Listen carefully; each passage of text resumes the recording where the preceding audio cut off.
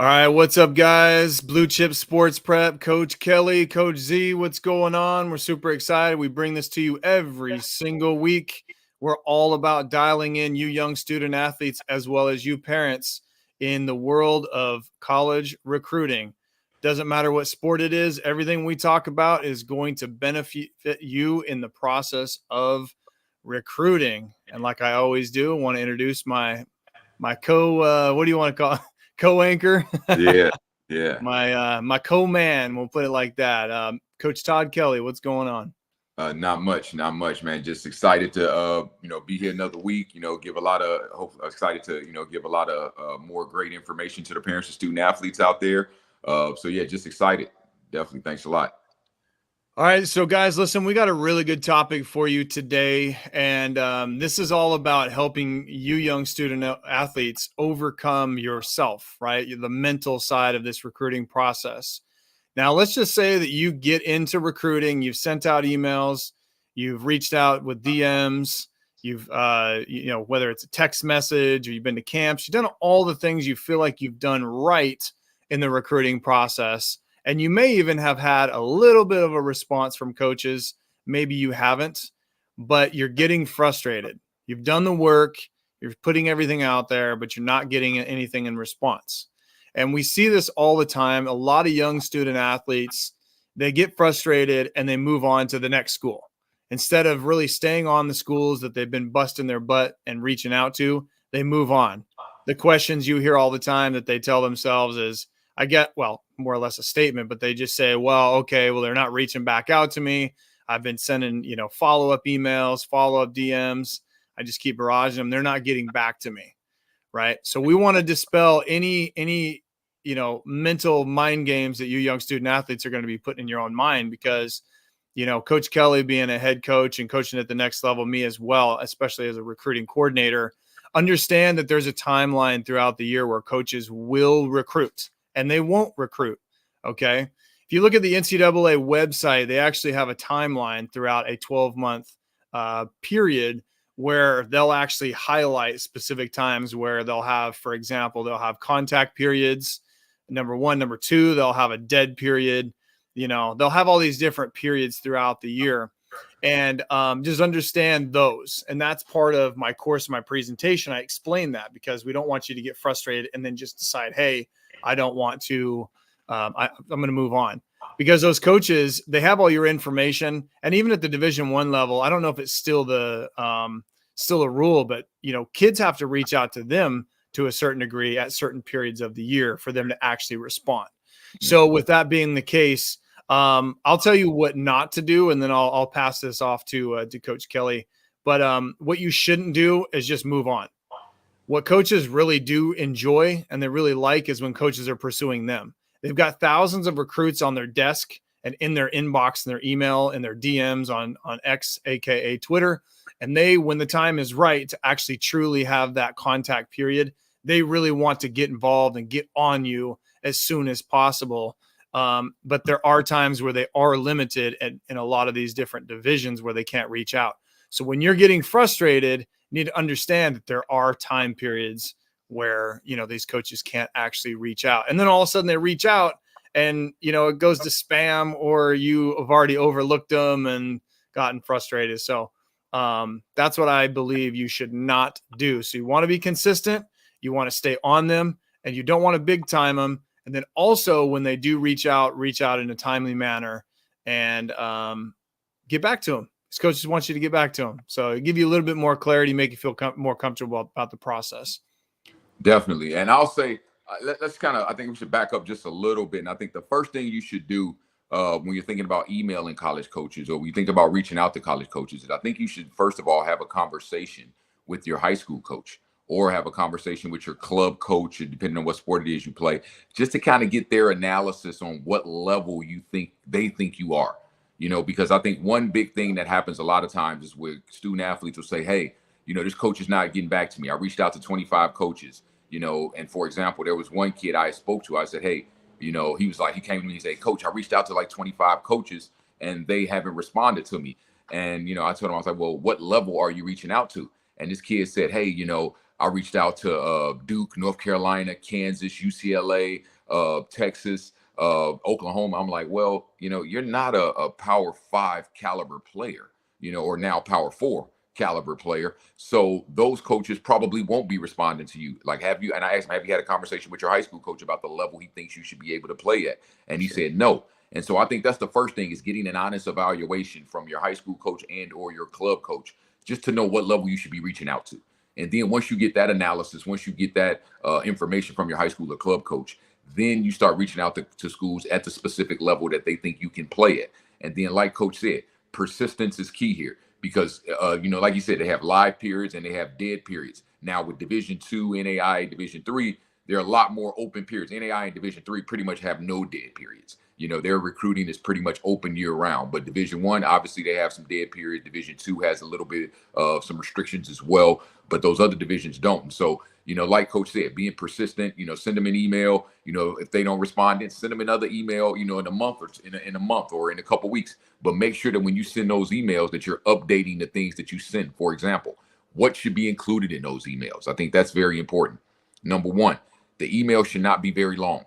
All right. The email should not be very long. You shouldn't send a 4-paragraph email to a college coach. You're not reading it. All right. Second of all, include a link to your film. That's very, very important.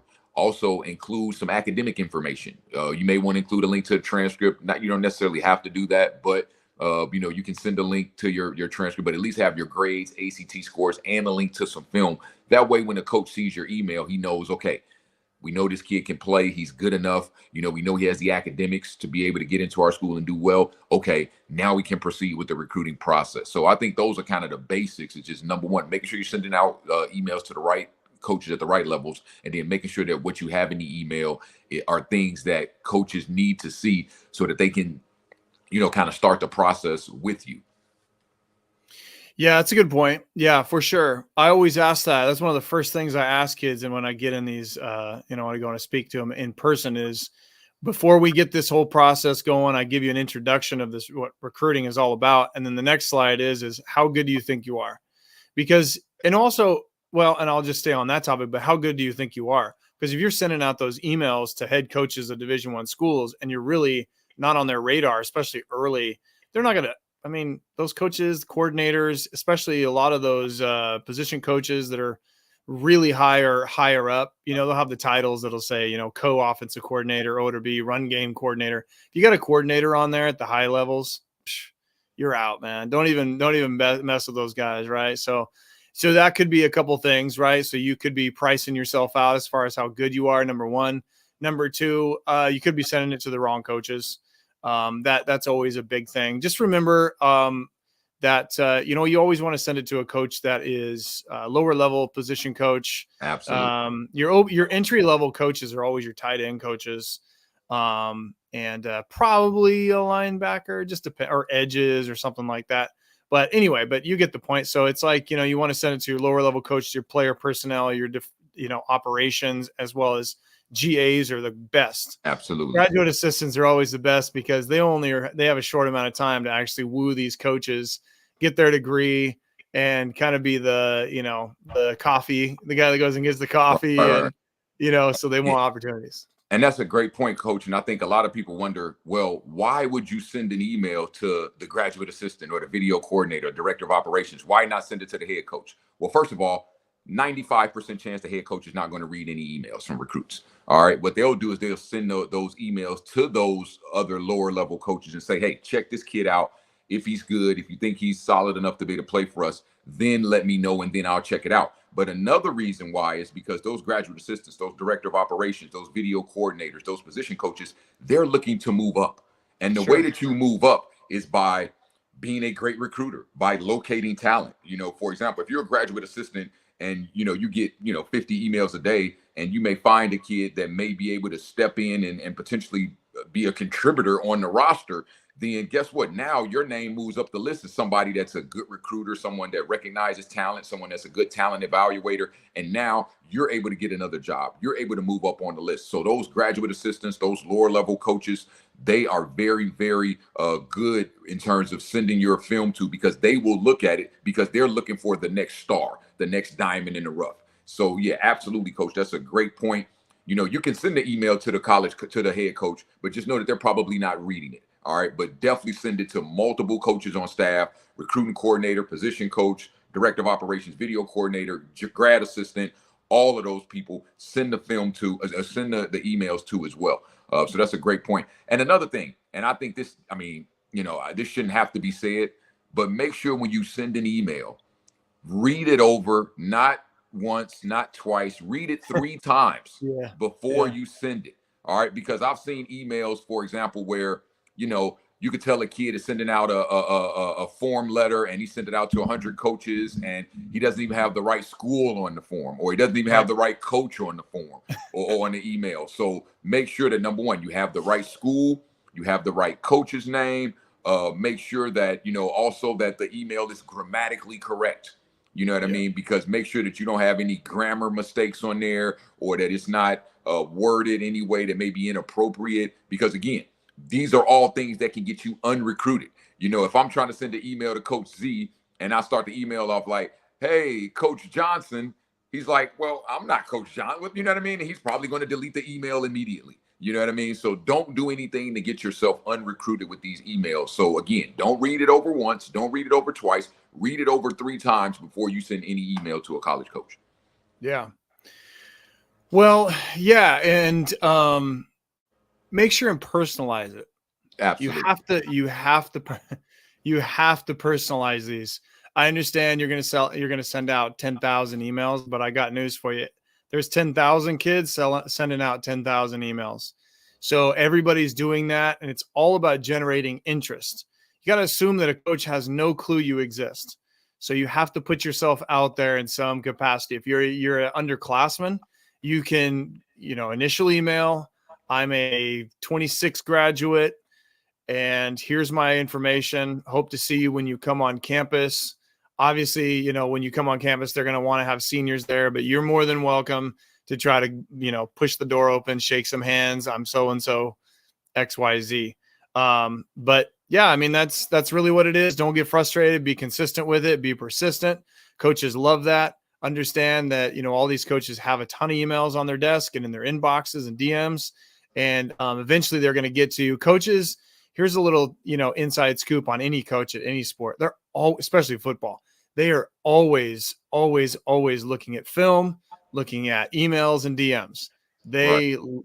Coaches will be at a baby shower. They'll be at a funeral. They'll be in the airport, and they'll be watching film. They'll be looking at emails, and they're trying to find the best guy possible. I promise you. No question. No question. I used to do that, and I know a lot of coaches that do that. So, that's a little thing that kids need to understand, is that coaches are always looking for the best, and they're looking for the next best.